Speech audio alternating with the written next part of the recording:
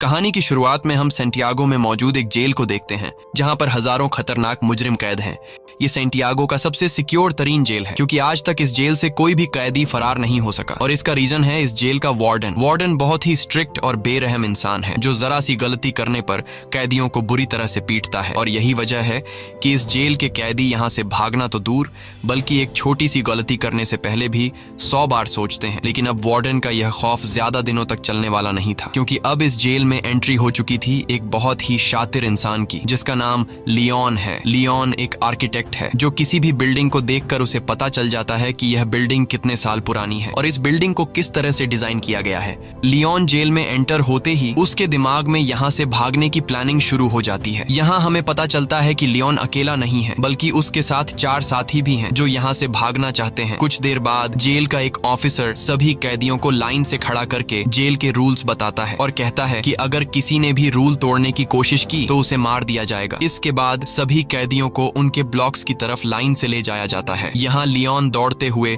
Cell number 50 को पकड़ने की कोशिश करता है क्योंकि उसने पता लगा लिया होता है कि यहाँ से भागने के लिए सेल नंबर 50 सबसे परफेक्ट जगह है। लेकिन जब वो सेल नंबर 50 का दरवाजा खोलता है तो सेल नंबर 50 पर पहले एक आदमी ने कब्जा कर लिया होता है। यह देखकर लियोन काफी उदास हो जाता है और न चाहते हुए वो सेल नंबर 50 के बगल वाले सेल में चला जाता है। वहीं हम देखते हैं कि लियोन के बाकी 4 साथियों ने उन्हीं सेल्स में डेरा जमा दिया है जो उन्हें प्लान के मुताबिक कब्जा करना था। कुछ देर बाद लियोन के साथी लियोन के सेल में आ जाते हैं। यहाँ राफेल लियोन से कहता है कि तुम्हें सेल नंबर 50 में जाना था पर यह तो सेल नंबर 51 है। तब लियोन कहता है कि तुम्हारे लिए आसान था क्योंकि तुम्हारा सेल नीचे ग्राउंड फ्लोर पर था, इसलिए तुम लोगों ने आसानी से अपने सेल पर कब्जा कर लिया। लेकिन मेरा सेल फर्स्ट फ्लोर पर है जिस वजह से मैं अपने सेल पर कब्जा नहीं कर पाया। यहाँ इनका साथी जर्मन कहता है तो अब हम लोग क्या करेंगे। तब राफेल कहता है कि करना क्या है, कल से हम यहाँ से भागने की प्लानिंग स्टार्ट करेंगे। कुछ देर बाद हम देखते हैं कि यहाँ पर एक कैदी गिटार लेकर आता है और ये गिटार वाला आदमी भी लियोन का साथी है। इस जेल में कैदियों को जो काम आता था उन्हें वो काम करने की इजाजत थी ताकि कैदियों का टाइम पास होता रहे, जैसे गिटार बजाना, खाना पकाना और फर्नीचर का सामान बनाना। अगले दिन हम देखते हैं कि लियोन यहाँ से भागने की प्लानिंग पर लग जाता है। वो जेल के हर एक जगह को काफी गौर से देख रहा होता है लेकिन जब उसकी नजर चारों तरफ गार्ड्स पर पड़ती है तब उसे इस बात का अंदाजा हो जाता है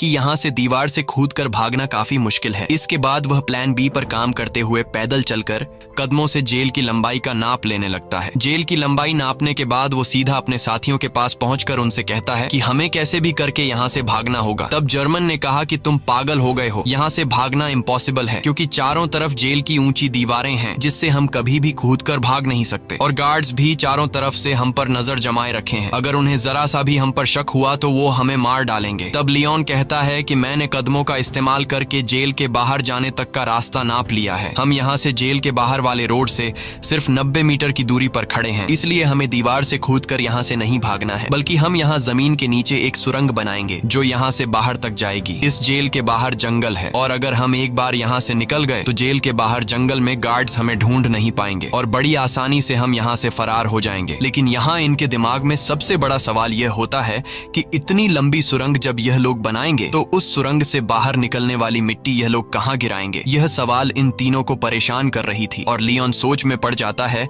कि सुरंग से निकलने वाले मिट्टी को आखिर कहाँ फेंका जाए। अब जब यह तीनों सुरंग से निकलने वाली मिट्टी को छुपाने के बारे में प्लान बना रहे होते हैं तभी एक कैदी की नजर इन पर पड़ती है जिसका नाम बिगोट है। बिगोट एक धोखेबाज इंसान है जो इस जेल के वार्डन के साथ मिला हुआ है और जब भी वो किसी कैदी को जेल से भागने या फिर कोई रूल तोड़ते हुए देखता है तब बिगोट चुपके से सीधा जाकर गार्ड्स को शिकायत लगा देता है और अब वो पिछले काफी टाइम से लियोन और उसके 2 साथियों पर नजर रख रहा होता है। इन तीनों को काफी टाइम से एक साथ बात करते हुए देखकर बिगोट को इन पर शक हो जाता है, इसलिए वो सीधा आकर राफेल से मिलता है। राफेल और कहता है कि मैंने पिछले कई दिनों से तुम तीनों पर नजर रखी है और मुझे पता है कि तुम तीनों यहाँ से भागने का प्लान बना रहे हो, इसलिए मैं भी तुम्हारे साथ यहाँ से भागने के प्लान में शामिल होना चाहता हूँ। यहाँ बिगोट के चेहरे को देखकर राफेल को कुछ गड़बड़ नजर आता है, इसलिए राफेल बिगोट से कहता है कि ऐसी कोई बात नहीं, हम तीनों तो बस बातचीत कर रहे थे और हमारा यहाँ से भागने का कोई भी प्लान नहीं है। अगले दिन लियोन, जर्मन और राफेल तीनों नीचे वाली सेल में आए। राफेल एक तरफ के दीवार को देखकर कहा कि हम इसी दीवार को खोदकर सुरंग बनाएंगे, लेकिन मसला यह था कि अगर खुदाई का काम शुरू कर दिया गया तो सुरंग को खुला नहीं छोड़ सकते क्योंकि हर शाम गार्ड्स हर एक सेल की चेकिंग करने आते हैं और अगर गार्ड्स ने सुरंग देख लिया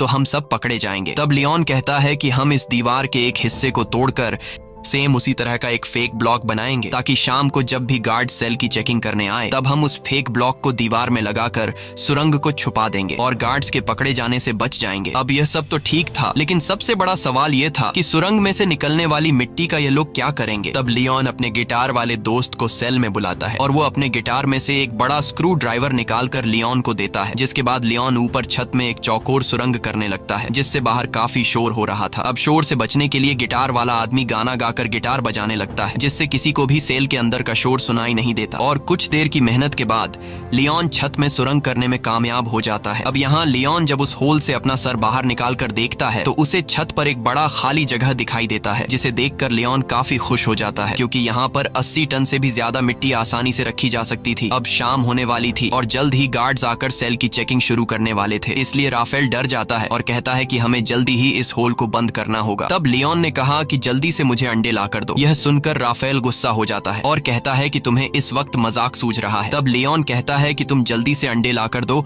और फिर मेरा कमाल देखो। यह सुनकर राफेल अंडे लेने जाता है और लियोन जर्मन के साथ मिलकर छत के गिरे हुए मलबे को और तोड़ते हैं और उसका मिट्टी बना लेते हैं। कुछ देर बाद राफेल जल्दी से अंडे लेकर आ जाता है। तब लियोन उस मलबे से बनाई गई मिट्टी को एक बाल्टी में डाल देता है, साथ ही वो उस बाल्टी में चूना भी डालता है और फिर उसके अंदर अंडे मिक्स कर देता है। वही इनका साथी जो बाहर गिटार बजा रहा होता है वह अपने गिटार में एक अलग धुन बजाना शुरू कर देता है जो खतरे की एक वार्निंग होती है, यानी कि सिक्योरिटी गार्ड सेल्स की चेकिंग लेने के लिए आ रहे हैं। तब सेल के अंदर मौजूद लोग भी उस खतरे की घंटी को सुन लेते हैं और समझ जाते हैं कि गार्ड्स आ रहे हैं, इसलिए यह सभी लोग और भी जल्दी से काम करने लगते हैं और यह लोग उस मलबे को आटे की तरह गूंद कर उसका एक ब्लॉक बनाते हैं, जिसके बाद यह लोग उस ब्लॉक को ऊपर होल में फिट कर देते हैं और नीचे से उस जगह पर एक पोस्टर लगा देते हैं। कुछ देर बाद गार्ड्स उनके सेल के अंदर आ जाते हैं और वो गार्ड्स लियोन और उसके दोस्तों को उनकी सेल से बाहर निकालते हैं। गार्ड्स उनके सेल की अच्छी तरह से चेकिंग लेते हैं लेकिन अंदर उन्हें कुछ भी नहीं मिलता। तब एक गार्ड को ऊपर छत पर लगा वही पोस्टर दिखाई देता है, लेकिन जैसे ही गार्ड उस पोस्टर को उतारने वाला होता है तभी उसे बाहर से उसका ऑफिसर उसे बुला लेता है, जिसे सुनकर वह गार्ड उस पोस्टर को बिना निकाले ही चला जाता है और इस तरह से इन सब की जान बच जाती है। अब यहाँ इन लोगों को इस जेल में 34 दिन हो चुके थे और उन्हें जल्द ही इस जेल से निकलना था, इसलिए लियोन और जर्मन ऊपर छत पर चढ़कर लकड़ी का खोखला बॉक्स बनाते हैं और उस लकड़ी के बॉक्स में ये लोग सफेद सीमेंट भरकर छत पर रख देते हैं। कुछ दिन बाद उनका ब्लॉक तैयार हो जाता है। अब भारी थी सुरंग बनाने की, जिसके बाद ये लोग खुदाई के काम पर शुरू हो जाते हैं। ये लोग दीवार का सबसे नीचे का हिस्सा पहले से बने हुए उस ब्लॉक के अनुसार काटने लगते हैं, लेकिन खुदाई करते वक्त काफी शोर हो रहा था जिसकी आवाज कुछ गार्ड सुन लेते हैं और गार्ड उनके सेल की तरफ बढ़ने लगते हैं। पर गार्ड के पहुंचने से पहले ही उनके गिटार वाला साथी आकर उन्हें बता देता है कि कुछ गार्ड सेल की तरफ आ रहे हैं। ये सुनकर सभी लोग काफी डर जाते हैं क्योंकि उन्होंने दीवार का जो हिस्सा काटा था वह हिस्सा उनके बनाए हुए ब्लॉक से छोटा था, जिसमें वह ब्लॉक फिट नहीं हो सकता था। अब जब उन्हें कोई दूसरा रास्ता नजर नहीं आता तब ये लोग जल्दी से टूटी हुई दीवार के मलबे को इकट्ठा करते हैं और जिस जगह ये लोग सुरंग बना रहे थे वहां ये लोग काफी बारीकी से सामान रखकर उस जगह को छुपाते हैं और अपने अपने काम में लग जाते हैं ताकि गार्ड को उन पर शक न हो। कुछ देर बाद एक गार्ड उनके सेल के अंदर आता है और वह गार्ड इनके सेल के चारों तरफ नजर घुमाकर चेक करता है कि कहीं ये लोग यहाँ से भागने की प्लानिंग तो नहीं कर रहे, पर उसे कुछ भी गड़बड़ नहीं नजर आता, इसलिए वह गार्ड वहां से चला जाता है। गार्ड के जाते ही ये लोग रेडियो का आवाज तेज कर लेते हैं और फिर से खुदाई के काम पर लग जाते हैं। कई घंटों की मेहनत के बाद फाइनली ये लोग ब्लॉक के शेप का एक परफेक्ट हिस्सा काट लेते हैं और सफेद सीमेंट के उस ब्लॉक को वहां पर फिक्स कर देते हैं। अब यहाँ खुदाई से निकले हुए मलबे को ये लोग एक बैग में भर लेते हैं और उस बैग को ऊपर वाले सेल में ले जाते हैं जहां उन्होंने पहले से सेल की छत को तोड़कर होल बनाया था और उस होल को उन्होंने अंडे और मलबे को मिक्स करके एक छोटा सा ब्लॉक बनाकर छुपा दिया था। ये लोग उस ब्लॉक को निकाल कर उसके ऊपर जो खाली जगह होती है वहां पर ये लोग मिट्टी जमा करना शुरू कर देते हैं। छत पर मिट्टी रखने के बाद ये लोग छत वाले ब्लॉक को वापस लगाकर उसे व्हाइट सीमेंट से कवर कर देते हैं और उसे वापस से फोटो से ढक देते हैं। इसी तरह रोजाना वह गिटार वाला उनका साथी गिटार बजाकर लोगों का ध्यान भटकाता है, साथ ही वह पुलिस पर भी नजर रखता है और लियोन, राफेल और जर्मन नीचे वाली सेल में सुरंग को खोदते हैं और जो मिट्टी सुरंग से निकलती है ये लोग उस मिट्टी को अलग अलग बैग में निकाल कर अलग अलग तरीके से ऊपर वाली सेल की छत पर जमा करने लगते हैं। इस तरह से ये लोग पूरे दिन का एक रूटीन बना देते हैं और कई दिनों तक उनकी खुदाई का काम बड़ी चालाकी से चलता रहता है। लेकिन एक कैदी जिसका नाम ऑस्कर है उसे इन लोगों पर शक हो जाता है क्योंकि वह पिछले कई दिनों से इन लोगों को नोट कर रहा था। वह देखता है कि ये लोग हर रोज एक ही पैटर्न को फॉलो करते हुए नीचे के सेल से ऊपर वाले सेल पर जाते हैं। साथ ही ये लोग हमेशा हाथ में बैग या फिर बाल्टी लेकर ऊपर जाते हैं। ये सब देखकर ऑस्कर को उन पर शक हो जाता है, लेकिन वह किसी से भी कुछ नहीं कहता, बस चुपचाप उन पर नजर रखता है। अब यहाँ इन लोगों को इस जेल में 70 दिन बीत चुके थे और लियोन जब सुरंग को नापता है तो उससे पता चलता है कि 70 दिनों में हमने सिर्फ 5 मीटर सुरंग बनाई है। ये देखकर लियोन काफी मायूस हो जाता है और लियोन समझ जाता है कि हम 5 लोग इस सुरंग को इस तरह से कभी भी कंप्लीट नहीं कर पाएंगे। इसलिए वो अपने साथियों से कहता है कि हमें इस सुरंग को कंप्लीट करने के लिए और आदमियों की जरूरत पड़ेगी और अगर हम 5 लोग इसी रफ्तार से मिट्टी निकालते गए तो इस सुरंग को कंप्लीट करने में हमें 5 साल लग जाएंगे। इसलिए हमें सुरंग को और तेजी से खोदना होगा। वही उनका साथी जर्मन जब बैग में मिट्टी भरकर ऊपर ले जा रहा था तभी एक पुलिस वाला उसे रोक लेता है और जर्मन से पूछता है कि इस बैग में क्या है। तब जर्मन कहता है कि कुछ खास नहीं, बस मेरी जरूरत का कुछ सामान है। ये सुनकर वह पुलिस वाला जर्मन से कहता है कि अच्छा ठीक है, चलो अब बैग खोल कर दिखाओ। ये सुनकर जर्मन घबरा जाता है और जर्मन को लगता है कि आज हम सभी पकड़े जाएंगे। लेकिन जब जर्मन अपना बैग खोलता है तो उसमें कुछ सामान रखा गया था। दरअसल जर्मन ने पहले से बैग में मिट्टी नीचे छुपाई होती है और सामान ऊपर रख दिया होता है, लेकिन गार्ड को जर्मन पर शक होता है। इसलिए वह गार्ड जर्मन से कहता है कि मेरे पीछे चेकिंग रूम में आओ। तब जर्मन बड़ी चालाकी से नीचे बैठा अपने साथी लियोन के साथ उसी तरह का सेम एक दूसरा बैग बदलकर गार्ड के पीछे चेकिंग रूम में चला जाता है। चेकिंग रूम में जब वह गार्ड जर्मन के बैग को अच्छी तरह से चेक करता है तो उसके अंदर सामान के अलावा कुछ भी नहीं मिलता, जिसके बाद वह गार्ड जर्मन को जाने देता है। अब इन सभी कैदियों को जेल में 86 दिन बीत चुके थे और अब ये लोग और ज्यादा दिन यहाँ नहीं रहना चाहते थे। इसलिए लियोन और उसके साथी जल्दी से सुरंग के काम को बढ़ाने के लिए ऊपर वाले फ्लोर के कुछ कैदियों को अपने साथ मिला लेते हैं। यहाँ लियोन उन नए कैदियों को दीवार से ब्लॉक हटाकर सुरंग भी बताता है। ये देखकर वो कैदी फौरन इनके साथ मिलकर काम करने को मान जाते हैं क्योंकि वो सोचते हैं कि अगर 5 लोग मिलकर 7 मीटर लंबा सुरंग खोद सकते हैं तो हम सब एक साथ मिलकर जल्द ही इस सुरंग को पूरा कर लेंगे। और साथ ही इन नए आने वाले कैदियों में कुछ कैदी ऐसे भी थे जिन्हें फांसी होने वाली थी, इसलिए वो लोग तो पहले से यहाँ से भागने का चांस ढूंढ रहे थे। अब लियोन जब समझ जाता है कि सभी कैदी सुरंग के लिए तैयार हो चुके हैं तब लियोन उन्हें अपना प्लानिंग बताते हुए कहता है कि हम डेली 1 घंटे की शिफ्ट में काम करेंगे। 2 लोग खुदाई का काम करेंगे,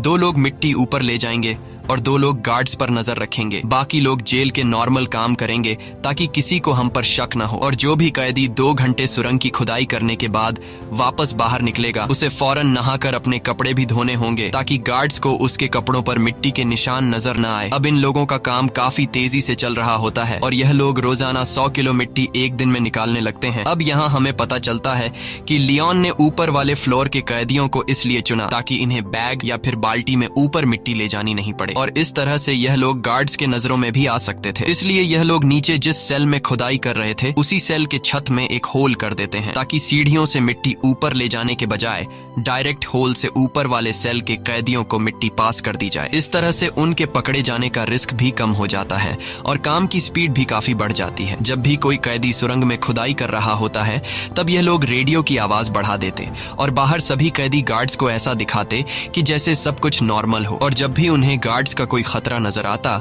तब यह लोग उस सेल के दरवाजे पर नॉक करके खतरे की घंटी बजा देते, जिससे अंदर खुदाई के काम पर लगे कैदी सेल में सारा सामान पहले की तरह करके अपने अपने काम पर लग जाते। इस तरह से यहाँ से भागने के प्लानिंग में शामिल हर एक कैदी रूटीन के मुताबिक अपना अपना काम करते हैं और हर शाम को यह लोग इकट्ठा होकर आगे की प्लानिंग बनाने लगते हैं ताकि गार्ड्स को किसी पर भी शक न हो और सब कुछ परफेक्ट तरीके से चलता रहे। लेकिन शाम को जब यह लोग फुटबॉल खेल रहे होते हैं तब एक कैदी जिसका नाम ऑस्कर है वो राफेल के पास आता है और राफेल को बताता है कि मुझे पता है कि तुम लोग सुरंग खोदने की कोशिश कर रहे हो, इसलिए मैं भी तुम्हारी टीम में शामिल होकर तुम्हारा साथ देना चाहता हूं। तब राफेल ऑस्कर को लियोन के पास ले जाता है और लियोन ऑस्कर को भी अपनी टीम में शामिल कर देता है। यहाँ लियोन अपने 2 साथी जर्मन और राफेल से कहता है कि जिस हिसाब से काम चल रहा है मुझे पूरा यकीन है कि हम जल्द ही इस सुरंग को कंप्लीट कर देंगे।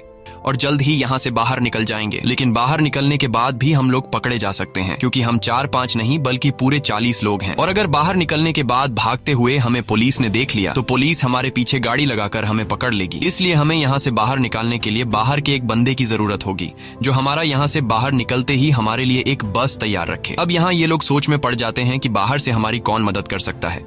तब लियोन कहता है, राफेल, तुम्हारी वाइफ पॉलिना हमारी बाहर से मदद कर सकती है और हम लोग उस पर विश्वास भी कर सकते हैं, इसलिए तुम्हें अपनी वाइफ से मदद मांगनी होगी। अब यहाँ रहते हुए सभी कैदियों को 182 दिन बीत जाते हैं और आज सभी कैदियों से उनके घर वाले मिलने आए होते हैं। यहाँ पर राफेल की वाइफ भी आई होती है। तब राफेल अपनी वाइफ पॉलिना को उनके पूरे प्लान के बारे में बताता है और कहता है, हमें तुम्हारी बाहर से मदद चाहिए होगी, इसलिए बाहर तुम्हें कुछ लोगों के साथ जुड़कर हमारे लिए एक बस का इंतजाम करना होगा। पॉलिना मान जाती है और वो वहां से चली जाती है। अब जेल में सुरंग खोदते हुए इन कैदियों को 205 दिन बीत चुके थे और इन लोगों ने सुरंग को भी काफी लंबा कर दिया था। लेकिन एक दिन इनका साथी जो गिटार बजाया करता था, वो जब सुरंग के अंदर खुदाई के काम पर लगा होता है, तभी वहां पर सेल की चेकिंग के लिए गार्ड्स आ जाते हैं। यह देखकर बाहर खड़ा राफेल और लियोन काफी ज्यादा घबरा जाते हैं, क्योंकि पिछले कई दिनों से रात में सेल की चेकिंग होती थी, लेकिन आज गार्ड्स दोपहर में सेल की चेकिंग करने आए हैं, जैसे उन्हें शक हो गया हो कि जेल में कोई सुरंग खोदने की कोशिश कर रहा है। और गार्ड्स को देखकर लियोन दौड़ते हुए अंदर जाकर सभी को वार्न कर देता है और कहता है कि जो भी सामान यहाँ वहाँ बिखरा पड़ा है उन्हें जल्दी से छुपा दो। ये सुनकर जो लोग काम पर लगे हुए होते हैं वो सभी सुरंग का काम छोड़कर अपने अपने काम पर लग जाते हैं। यहाँ इस गिटार वाले के साथ जो दूसरा साथी सुरंग में गया होता है वो भी बाहर आने लगता है, लेकिन गिटार वाला अंदर फंस जाता है, क्योंकि वो सुरंग के बिल्कुल एंड में काम कर रहा था। लेकिन जैसे तैसे करके वो भी बाहर निकलने की कोशिश करता है, पर वो जान चुका था कि मेरे निकलने से पहले गार्ड सुरंग तक पहुंच चुके होंगे। अब यहाँ सभी लोग डरे होते हैं और उन्हें लगता है कि आज हम सभी पकड़े जाएंगे। लेकिन यहाँ राफेल समझदारी से काम लेते हुए सभी कैदियों को इकट्ठा करके गार्ड्स के सामने आकर खड़ा हो जाता है और गार्ड्स को आगे बढ़ने से रोक देता है। ये देखकर पुलिस ऑफिसर को गुस्सा आ जाता है और पुलिस कैदियों पर हमला कर देती है। यहाँ कैदी भी पुलिस का मुकाबला करते हैं और पुलिस को रोकने की कोशिश करते हैं ताकि इनका साथी जो सुरंग में फंसा हुआ है वह बाहर आ सके। वहीं हम देखते हैं कि इनका वह गिटार वाला साथी अब सुरंग से बाहर आ चुका है। वह जल्दी से उस सीमेंट के ब्लॉक को सुरंग में फिट कर देता है और जब वह सेल का दरवाजा खोलकर देखता है तो बाहर कोई भी नहीं होता। दरअसल गार्ड्स पर हमला करने के जुर्म में सभी कैदियों के कपड़े निकालकर बाहर धूप में खड़ा कर दिया गया होता है। कुछ देर बाद वहां पर जेल का वार्डन आता है। वार्डन कहता है कि इन सभी को बिना कपड़ों के सूरज के ढलने तक यहीं पर खड़ा रखो और एक दिन के लिए इनका खाना बंद कर दो। दूसरी तरफ राफेल की वाइफ पॉलिना एक चर्च में जाकर लियोन के पिता से मिलती है। लियोन के पिता एक पादरी थे। यहाँ लियोन का एक पुराना दोस्त भी आता है। तब राफेल की वाइफ पॉलिना लियोन के फादर और उसके दोस्त को लियोन का पूरा प्लान समझा देती है और कहती है कि हमें उन्हें बचाने के लिए एक बस का इंतजाम करना होगा। तब लियोन का दोस्त भी इनकी मदद करने के लिए तैयार हो जाता है और कहता है कि बस का इंतजाम मैं कर लूंगा। वहीं दूसरी तरफ जेल में राफेल से उसकी वकील मिलने आती है। यहाँ जेल का वार्डन राफेल को सिगरेट देने लगता है, पर राफेल सिगरेट लेने से इनकार कर देता है। लेकिन राफेल वार्डन के सिगरेट के डिब्बे को पहचान लेता है कि वार्डन कौन से ब्रांड का सिगरेट पीता है। अब यहाँ इन लोगों को इस जेल में रहते हुए 1 साल से भी ज्यादा टाइम बीत चुका था और इन लोगों ने सुरंग को भी काफी लंबा कर दिया था। दिन रात मेहनत के बाद अब सुरंग भी जल्द कंप्लीट होने वाला था। लेकिन एक दिन सुरंग में इनका एक साथी जब काम कर रहा होता है तभी अचानक वह बेहोश हो जाता है, क्योंकि इतनी गहराई में ऑक्सीजन की कमी होती है। अच्छी बात यह थी कि राफेल उसके पीछे होता है और राफेल जैसे तैसे करके उस आदमी को बाहर निकाल देता है। शाम को ये लोग मीटिंग करते हैं कि अब सुरंग काफी लंबा हो चुका है। जहाँ अंदर ऑक्सीजन ना होने की वजह से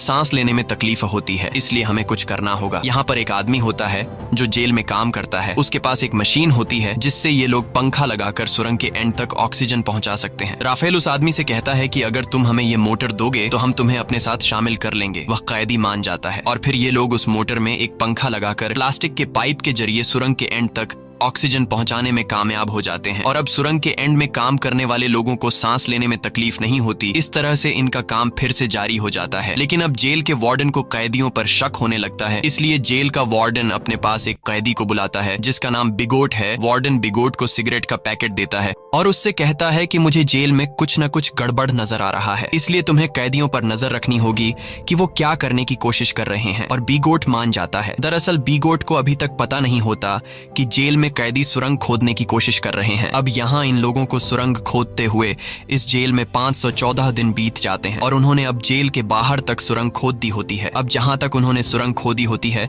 वहां पर राफेल नीचे से एक छोटा सा सुरंग करके ऊपर एक लाल कलर का लिक्विड गिरा देता है, ताकि बाहर राफेल की वाइफ और लियोन के साथी को पता चल जाए कि सुरंग यहां तक खोदी जा चुकी है। वही बिगोट को राफेल और उसके साथी लियोन पर शक तो होता है, पर उसे पूरा यकीन नहीं होता कि ये लोग सच में सुरंग खोद रहे हैं। इसलिए बिगोट अपने शक को यकीन में बदलने के लिए राफेल के पास आकर उसे कहता है कि अगर तुम लोग यहाँ से भागने की प्लानिंग कर रहे हो तो प्लीज मुझे भी अपने साथ शामिल कर लो। मैं यहाँ थक चुका हूँ, बाहर मेरी वाइफ और मेरी बेटी मेरा इंतजार कर रही है।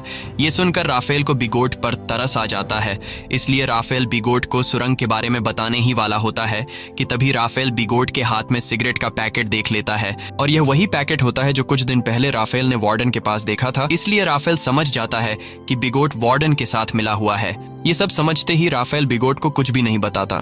दूसरी तरफ लियोन का बाहर जो पुराना दोस्त होता है वो अपने कुत्ते को साथ लेकर रनिंग के बहाने जेल के करीब आता है और उस लाल कलर के लिक्विड को देख लेता है। अगले दिन लियोन का पिता लियोन को जेल में आकर बताता है कि तुम लोगों ने बाहर जो रेड कलर का लिक्विड गिराया था वो हमने देख लिया है। तुम लोग जेल के बाउंड्री के बाहर तो आ चुके हो, पर अभी भी तुम लोग सही जगह पर नहीं पहुंचे, इसलिए तुम लोगों को अभी भी 40 फीट और भी सुरंग खोदना होगा। इसके बाद यह लोग फिर से सुरंग को और लंबा करने लगते हैं और अब बस कुछ ही दिन के खुदाई के बाद इनका सुरंग कंप्लीट होने वाला था। लेकिन अब इन लोगों के साथ जो कुछ होने वाला था उसके बारे में उन्होंने बिल्कुल भी सोचा नहीं था। एक दिन जब इनका एक साथी सुरंग की खुदाई के काम पर लगा होता है, तभी अचानक एक बहुत ही बड़ा भूकंप आता है जिससे जेल की दीवारें हिलने लगती हैं। लियोन उस वक्त अपने दोस्तों के साथ बाहर फुटबॉल मैच देख रहा था। भूकंप के झटके महसूस होते ही वो तेजी से सुरंग की तरफ भागा। यहाँ गार्ड सभी कैदियों को जेल से बाहर निकालने लगते हैं ताकि कहीं इन पर जेल की दीवारें न गिर जाएं। और लियोन भी जैसे तैसे करके सुरंग के अंदर फंसे हुए अपने साथी को बाहर निकाल लेता है। अब लियोन ने अपने साथी को तो बचा लिया था, लेकिन अब उसे डर था कि कहीं भूकंप की वजह से अंदर से सुरंग टूट नहीं गया हो। इसलिए लियोन फिर से सुरंग के अंदर जाता है और अंदर जाकर वो देखता है कि सुरंग पूरी तरह से सेफ है। ये देखकर लियोन को सुकून मिल जाता है। अब जब इनके सुरंग का काम पूरा होने वाला होता है तब लियोन जाकर जेल के एक कैदी से मिलता है जो कि व्हील चेयर पर होता है। लियोन उससे कहता है कि हम जल्द ही यहाँ से भागने वाले हैं, इसलिए मैं चाहता हूँ तुम भी हमारे साथ चलो। लेकिन वो व्हील चेयर पर बैठा आदमी कहता है तुम जल्द से जल्द यहाँ से भाग जाओ और मेरी चिंता मत करो, मैं तुम्हारे साथ नहीं आ पाऊंगा। अब फाइनली वो दिन आ गया जिस दिन ये लोग इस जेल से भागने वाले थे। और जैसे ही सभी कैदी रात को टीवी देखने में मसरूफ होते हैं तब वो सभी कैदी जो यहाँ से भागने की प्लानिंग में शामिल थे वो सभी एक एक करके उठकर जाने लगते हैं। यहाँ किसी को भी इन पर शक नहीं होता क्योंकि सबका ध्यान टीवी में रोमांटिक फिल्म पर होता है। और भागने वाले सभी कैदी सुरंग वाले सेल में आ जाते हैं और यहाँ एक एक करके सभी कैदी सुरंग में उतरने लगते हैं। वहीं बिगॉट जब टीवी देख रहा होता है तब उसका ध्यान पीछे की तरफ जाता है और वो देखता है कि यहाँ से तो कई सारे कैदी जा चुके हैं। ये देखकर उसे शक हो जाता है और वो सीधा राफेल के सेल की तरफ बढ़ने लगता है। लेकिन बीच रास्ते में व्हील चेयर वाला आदमी बिगोट को रोक लेता है, पर बिगोट इस आदमी को धक्का देकर गिरा देता है, जिसके बाद वो सीधा राफेल के सेल में आ जाता है जहाँ उसे सुरंग दिखाई देता है। साथ ही वहाँ पर ऑस्कर भी खड़ा होता है और ऑस्कर यहाँ से निकलने वाला आखिरी कैदी होता है। लेकिन अब जब बिगोट को सारी सच्चाई का पता चल गया होता है तब वो पुलिस को बुलाने के लिए जाता है, लेकिन ऑस्कर उसे पकड़ लेता है। इस दौरान इन दोनों के बीच फाइट छिड़ जाती है और बिगोट ऑस्कर को स्क्रू ड्राइवर से बाजू पर मारकर बुरी तरह से घायल कर देता है। लेकिन ऑस्कर बुरी तरह से घायल होने के बावजूद भी बिगोट को जाने नहीं देता और बिगोट को मार मार कर बेहोश कर देता है। अब ऑस्कर भी सुरंग में जाने की कोशिश करता है, पर उसका बाजू बुरी तरह से घायल होने की वजह से वो सुरंग में नहीं जा पाता। दूसरी तरफ सभी कैदी सुरंग के अंदर धीरे धीरे आगे बढ़ रहे होते हैं और बढ़ते बढ़ते ये लोग सुरंग के एंड तक पहुंच जाते हैं, जहां बाहर से लियोन का पुराना दोस्त सुरंग का ऊपर से हिस्सा खोल देता है और वह एक एक करके सभी कैदियों को हाथ से पकड़कर बाहर निकालता है। बाहर निकलने के बाद सभी कैदी जल्दी से अपने कपड़े बदल लेते हैं और तभी उन्हें सामने के ब्रिज पर एक बस आते हुए दिखाई देती है, जिसे देखकर ये सभी लोग उस बस की तरफ दौड़ने लगते हैं और सभी बस में बैठ जाते हैं। लेकिन ऑस्कर अभी तक नहीं आया होता, इसलिए सभी कैदी उसका इंतजार कर रहे होते हैं। यहाँ जर्मन कहता है कि मुझे लग रहा है कि कहीं ऑस्कर किसी मुसीबत में है, इसलिए मैं ऑस्कर की मदद के लिए जा रहा हूँ, जिसके बाद वह ऑस्कर को लेने जाता है। दूसरी तरफ जेल में मूवी खत्म हो गई थी और सभी कैदी अपने अपने सेल में जाने लगते हैं। तब यहाँ वह व्हील चेयर वाला कैदी सभी को आकर बता देता है कि राफेल के सेल में एक सुरंग है जहां से तुम लोग भाग सकते हो। ये सुनकर सभी कैदी उस तरफ भागने लगते हैं, जिसे देखकर गार्ड्स को भी इन पर शक हो जाता है और वह गार्ड्स वहां पर और भी गार्ड्स को बुला लेते हैं। कुछ देर बाद पूरे जेल में सायरन बजने लगता है, जिसकी आवाज बाहर बस में बैठे कैदी सुन लेते हैं और सभी कैदी समझ जाते हैं कि अब हमारा यहाँ पर ज्यादा देर रुकना ठीक नहीं, इसलिए अब हमें यहाँ से निकलना होगा। और तभी वहां पर जर्मन भी आ जाता है। वह सभी को बताता है कि मैं सुरंग के पास गया, लेकिन वहां पर मुझे ऑस्कर नहीं मिला, जिसके बाद बस वहां से जाने लगती है। वहीं हम जेल में ऑस्कर को देखते हैं, जो घायल होने की वजह से जेल से भाग नहीं पाया। अब यहाँ कैदियों के भागने की खबर जेल के वार्डन को दी जाती है। कैदियों के भागने की खबर सुनकर वह काफी गुस्सा हो जाता है। दूसरी तरफ सभी कैदी बस में थे, जहाँ पर पोलिना सभी कैदियों को उनका पर्स दे देती है, जिसमें कुछ पैसे और उनके फेक आईडी थे, और सभी कैदी अलग अलग होकर अपने अपने रास्ते निकल जाते हैं। और इस तरह से सभी कैदी जिन्होंने पिछले कई महीनों से दिन रात मेहनत की थी, वह सभी जेल से आजाद हो जाते हैं। दोस्तों, यह इतिहास की सबसे बड़ी जेल ब्रेक घटना थी, जहां एक ही बार में पूरे 50 लोग जेल से फरार हो गए थे, लेकिन इनका एक साथी ऑस्कर भागने में नाकाम हो गया था। इसी के साथ सच्ची कहानी पर बनाई गई ये फिल्म खत्म हो जाती है। अगर आपको ये वीडियो अच्छी लगी हो तो हमारे चैनल को सब्सक्राइब और वीडियो को लाइक जरूर कीजिएगा।